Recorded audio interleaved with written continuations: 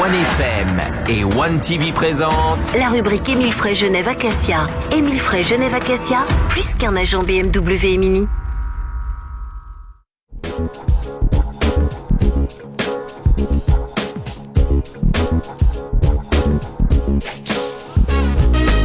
Bienvenue à tous dans la rubrique Émile Frey Genève Acacia de ce jeudi soir. On accueille nos habituels intervenants. Alexandre Farago, le directeur d'Émile Frey Genève Acacia. Salut, bonsoir à tous. Ça va bien, Alex? Super, en pleine forme. Les David Stutz et David Rodriguez. Bonsoir. Bonsoir à tous. Et honneur à David Rodriguez pour reparler, parce qu'on en a déjà parlé, de la Mini électrique, mais ça y est, elle est enfin dans le showroom, ici à la Rue des Acacias. Alors, elle n'est plus dans le showroom, mais c'est vrai que nous, on a eu l'occasion de la voir. Voilà, elle y est passée. On a eu l'occasion de la voir pendant 2 jours, donc c'était du 30 au 31 octobre. Et c'est vrai que le public a plutôt bien adhéré au véhicule, en fait, parce que les gens souvent nous disaient, la Mini électrique, on sait pas trop à quoi ça va ressembler.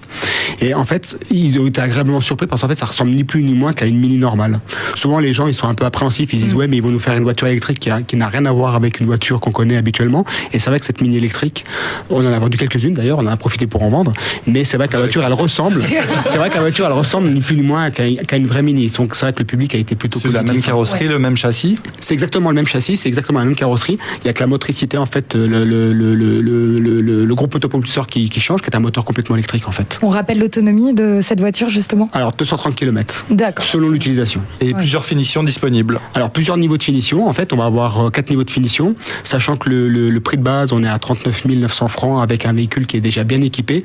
Et c'est seulement 2000 francs de plus, en fait, que la version équivalente thermique, version Cooper en boîte automatique. Oui, donc c'est pas non plus un excès de s'offrir une Mini électrique. Alors c'était un peu ce qui nous faisait peur, c'était un petit peu le sujet prix, en fait. Mais aujourd'hui, c'est vrai qu'ils ont réussi à nous faire un véhicule quand même qui est très très bien équipé, avec seulement 2000 francs de plus qu'une version thermique. Qu'est-ce qui a plu aux gens, les premiers acheteurs d'ailleurs? Qu'est-ce qui les a convaincus? Alors ce qui les a convaincus, en fait, c'est que la Mini, comme on a dit juste avant, en fait, c'est une Mini qui ressemble vraiment à une Mini. Souvent, les constructeurs, quand ils sortent des véhicules en fait électriques, ils ont tendance à changer complètement de modèle. Ouais. Cette voiture-là, ça ressemble vraiment à une Mini, et les gens, quand ils l'ont vue, ils ont dit, ça ressemble ni plus ni moins. Quand on à la une voit Mini. sur la route, on ne sait pas, au premier coup d'œil en tout cas, que c'est la Mini électrique. Il y a le petit sigle, mais voilà. Il y a que le petit sigle, en fait, qui va différencier, en fait, et pour les gens qui connaissent, il n'y a pas de pré-échappement. C'est ça. Aussi, c'est vrai.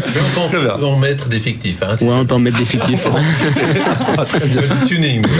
Bon, alors on peut toujours venir vous trouver pour en parler, en tout cas pas la voir du coup. Alors, plus la voir, mais on peut toujours la commander, on peut toujours, sans autre, venir nous voir pour se faire conseiller pour le véhicule. Parfait. Et on en profite pour dire un petit mot sur vos nouveaux voisins. Enfin, c'est des voisins déjà établis, mais qui se rapprochent un petit peu d'Émile Frey Genève Acacia, c'est le groupe PSA. Alors absolument, donc le groupe Émile Frey s'est agrandi, donc on lance un grand clin d'œil à nos voisins qui sont devenus donc Émile Frey Automobile SA, donc ce sont nos voisins qui étaient précédemment donc Citroën, Opel et DS, et là on leur souhaite la bienvenue dans le groupe Émile Frey, donc attention quand vous venez chez Émile Frey, 4 garages sur Genève, donc on grandit un petit peu, on va dire, le service on le fait au mieux et pour tout le monde, et puis vraiment maintenant on a élargi la palette, puis on en a vraiment pour tous les goûts dans le groupe Émile Frey. Donc bienvenue à nos voisins, un petit clin d'œil à toute l'équipe de ex-PSA qui sont devenus Émile Frey. Merci beaucoup Alex, et puis restez avec nous, dans un instant on vous donne plein de conseils pour bien équiper votre voiture pour l'hiver, notamment en termes de balai d'essuie-glace, qu'est-ce qu'il faut faire également concernant la pluie, le chauffage et les risques d'aquaplaning. C'est dans la suite de la rubrique Émile Frey Genève Acacia. À tout de suite.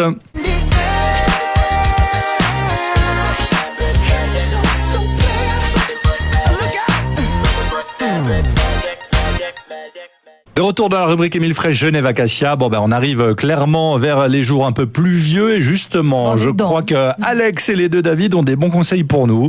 En cas de pluie, déjà au niveau des balais d'essuie-glace, il faut les changer régulièrement, ça c'est important. Oui, alors tout à fait. Donc, comme on s'en a aperçu ces quelques semaines, donc on a eu quelques litres d'eau qui sont tombés sur Genève. Alors rien de plus désagréable d'avoir des balais d'essuie-glace qui sont en mauvais état. Autant bien Clémence nous a fait tout à l'heure hors antenne le bruit du balai d'essuie-glace. Elle le fait vraiment bien. Bon, enfin bref. Je crois qu'il faut les changer s'il faut. C'est ce que je suis en train de me dire Ils sont justement. en crin de cheval justement. Alors justement pour ça, donc BMW dans son plan d'entretien, donc on rappelle le BPS, BMW avec les services qui sont inclus dedans. Et puis là, les balais d'essuie-glace, 2 paires de balais d'essuie-glace sont prévus par année.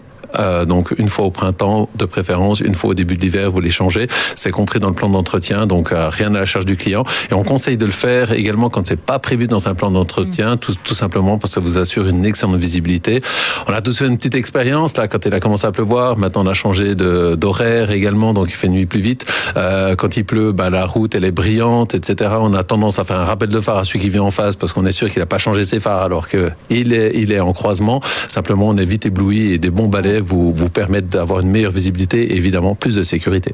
Et en ce qui concerne le chauffage par exemple? Alors le chauffage, ne pas oublier de laisser enclencher votre climatisation, surtout par temps humide. On va déshumidifier beaucoup plus rapidement l'habitacle. On va rappeler que la climatisation a un pouvoir donc d'enlever l'humidité qui est dans l'air de l'habitacle et on va le sécher beaucoup plus vite. Vous éviterez l'accumulation de buée sur le pare-brise, surtout maintenant qu'il commence un petit peu à faire froid.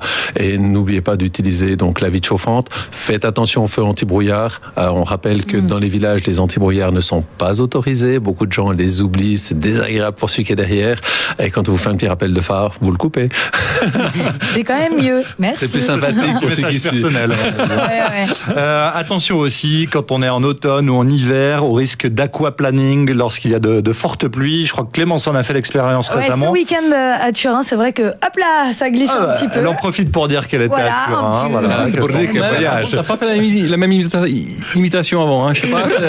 Voilà. Alors un petit rappel, qu'est-ce que l'aquaplaning? Alors l'aquaplaning, c'est quand vous arrivez dans une flaque et le pneu va flotter sur l'eau, c'est-à-dire qu'il n'aura plus le contact avec la route. Alors un petit conseil pour savoir si vous êtes en train de vouloir faire bientôt un aquaplaning, c'est principalement quand vous êtes sur route, vous regardez si la voiture qui vous précède, elle laisse des traces sur la route. Alors on voit toujours les traînées des pneus des voitures qui suivent, aussi sur l'autoroute, c'est toujours intéressant de voir ça. Dès que vous voyez plus les traînées, vous gardez vraiment vos distances, vous ralentissez, vous avez un risque d'aquaplaning à ce moment-là. Ça c'est un bon conseil, effectivement. Ouais, tout à fait, c'est le petit truc, le petit truc du jour. La petite astuce. Et ensuite, on tourne pas le volant quand on ralentit, on lâche l'accélérateur. Il faut relâcher l'accélérateur, freiner, il va pas servir à grand chose parce que donc, votre pneu n'est plus en contact sur la route. On ne tourne pas. En principe, la force de la gravité va vous faire tirer tout droit. Donc, tourner le volant va pas vous aider. Il faut attendre de ressortir de la flaque pour pouvoir réagir avec la voiture. Et croiser les doigts. C'est ça. Très bien. Donc, soyez prudents et ralentissez. Exactement, ralentissez, c'est le maître mot. Merci beaucoup, messieurs. Très belle soirée. Bonne soirée. On retrouve cette chronique en vidéo sur le Facebook de OneFM et sur One TV. Ciao. C'était la rubrique Émile Frey Genève Acacia. Émile Frey Genève Acacia, plus qu'un agent BMW et Mini.